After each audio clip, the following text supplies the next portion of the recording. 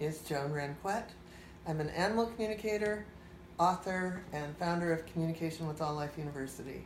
And it's been really fun to do these Facebook Lives. We've gotten really good feedback, and so I wanted to carry on with another one of my topics that I've blogged about recently, why animal communication is so important. And one of the topic today is performance. And what's interesting is that people think of performance as like horse shows or dog shows, and some people aren't into horse shows or dog shows. But I want to kind of look at how it helps in horse shows and dog shows, but also look at like animals that are helpers, because quite honestly, performance is still somebody that's a working animal, whether it's a dog or a horse. And I think it's really important to look at that in the same realm. So, first of all, I can't even tell you how many times clients have contacted me about animals that are performing in horse or dog shows. Often with dog shows, it seems like when people move up to the upper level echelons of like the obedience class, often the person or the dog will have kind of a meltdown. And one of my favorite stories with this is, and she's somebody on Facebook, so I'll give her a fake name. She's known in the dog world. Anyway, she had a beautiful dog that was she's had a series of dogs that she's shown since, and she has an amazing, I actually have two great stories with her. So this was the first dog, and he was quite a handsome guy, just an absolute, like, walked into the show ring all Mr. All That in a Bag of Chips. And she was, very invested in showing her horse. So she ended up having her dog. So she ended up having a meltdown one day in the show ring. And when that happened, she ended up calling me. This is in about the year 2000.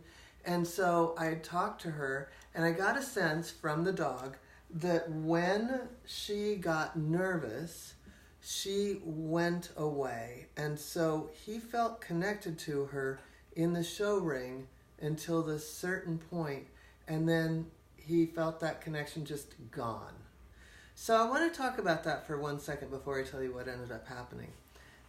When we think about going on a dog walk or riding a horse or just sitting with our cat, sometimes we go into a zone and we aren't even aware of it.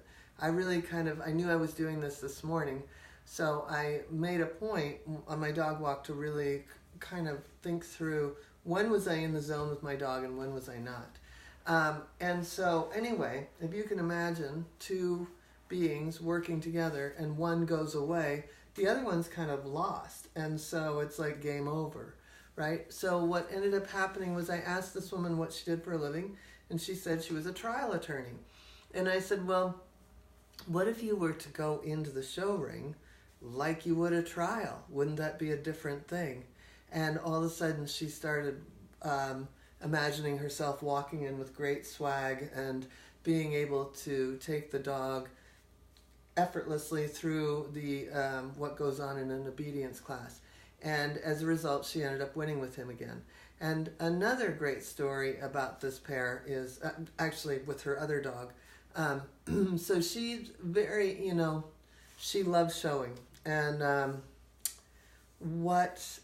another dog that she had right after that first dog, and she's had about 5 or 6 dogs since, that dog was more timid, and she had called me because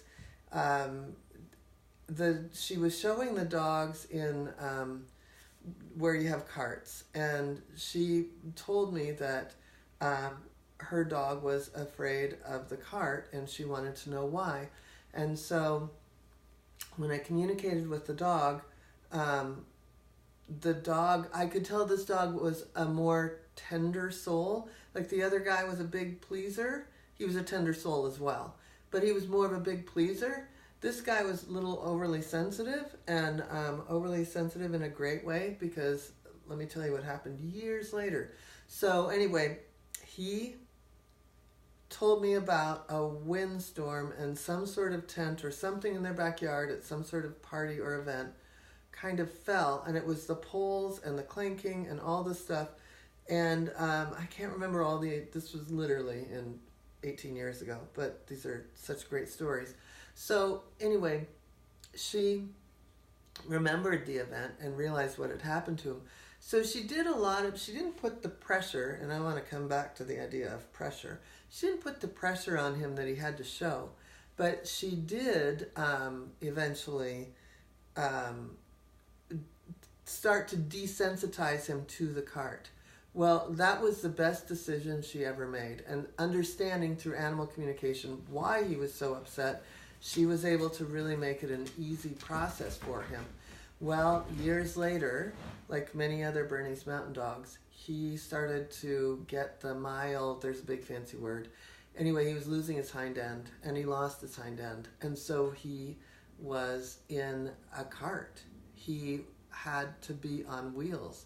So all this work that we did with him 10 years prior paid off in spades. And he ended up being one of the longest living Bernese Mountain Dogs. And he also ended up, I can remember that he maybe even had his brother, the next set of dogs that this woman had, pulled his brother in a cart. I mean, it was just crazy how far they went with this cart. And that would have never happened if they hadn't had an initial animal communication session, 10 years before. So that's one of those things that I just always forget and probably should write more about, because that's one of my favorite stories. And so going back to this word pressure, what happens is, if a lead mare, I talk about this all the time, that all training is built on pressure to some degree. I mean, if a lead mare comes in and wants all the horses to go that direction, she's going to put pressure on the herd, and the herd is going to go that direction. When the top dog walks in and says, you need to stop that right now, she's putting pressure on that. So when you've got these sorts of things, and I even watched the mama cat of my 4 cats, one of them is the mom, and my kittens are 9. Anyway, I watch the pressure. She comes in, it's just like boom, boom. She looks at them, and then they're like, all right, you can have that spot on the bed. So pressure is how they communicate with each other and get each other to do things. It's what all training is based on. So to some degree, we're always in question, are we putting too much pressure on them? And that's where animal communication really helps, because you can still go to the horse show or the dog show. You just have to understand, what is your pressure being in the situation. And I had animal communication sessions where horses at the international level have had a tough time in the show ring with the lights and the this and the clapping. I've actually done EFT on those horses. And the reason that I think it's really important to be looking at the idea of pressure is that in our everyday lives, our mood, who we are in the world is putting pressure on those that we love in our household. But, then we look at other forms of performance or working animals. And those are the animals that are in the therapeutic riding centers or are in, I've had so many clients that have had to return their seeing eye dogs because of some, again, oversensitivity to something where the dog reacts, and that's not going to be safe for that person. If you can imagine that on some level training is also built to create confidence and to create a certain amount of stability for the animal, then the animal has to turn around and be the stabilizer for the human, and their life is depending on it. That's a lot of pressure. And as much as we try to be gentle with these animals, it's still a lot of pressure.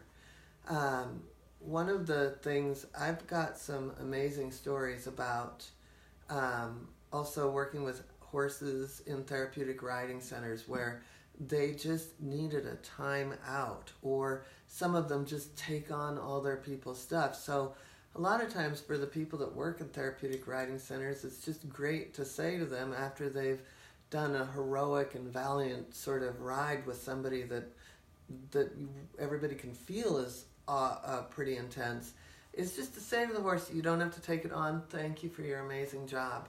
And so sometimes alleviating pressure in performance can be just acknowledging. And again, animal communication is huge.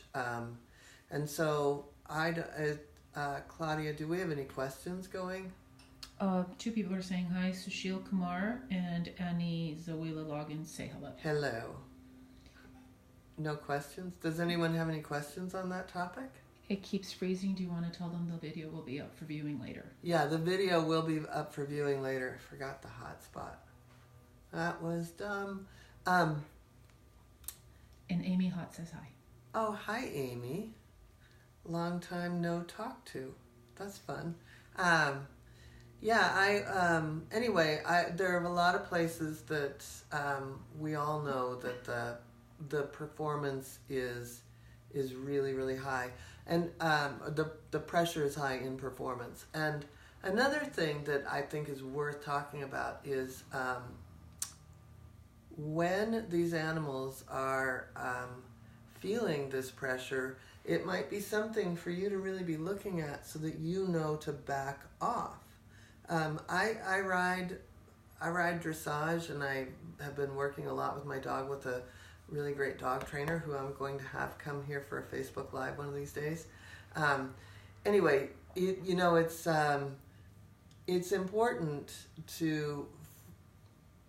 I always say that we can say that animal communication is sending and receiving, and everybody wants to receive.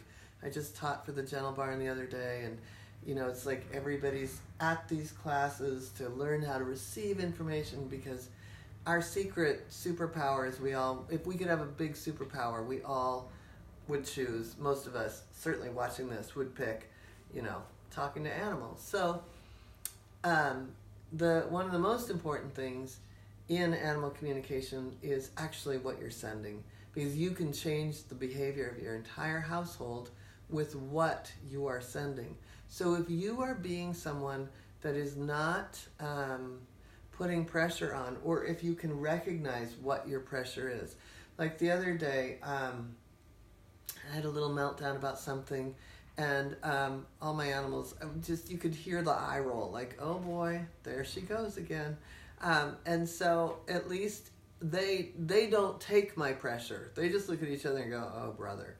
But if I didn't have a set the intention sort of zone here, and my intention is always harmony, they could be quite reactive off of that. So again, that's a thing about pressure. And I'm happy to take any questions if anybody has any questions. Amy says you're amazing. Oh, thank you. I think you are too. No questions. Let's see. I have... here's one of my favorite performance stories. This is one of those stories that is endless. So I went to this barn to talk to this horse who the people had... I was there with a bunch of people to talk to all the horses. So people were standing around as I went to horse to horse to horse. And I finally got to this one young teenager and her horse. And the parents were there, and they were going to video it. And they were so willing to just laugh at this, but they were doing this for their daughter, and they were videoing it. And so while I was communicating with the horse, I got a sense that, and I could see the girl there, this was so important to the young girl, right? And she said that, she just wanted to know what the horse had to say. And so the horse, and she said something about, like, she did 3-day eventing, and 3-day eventing is something where you go and you jump in a cross-country course, you jump in a stadium, and then you do dressage. Well, she had told me that they had trouble with the water jump.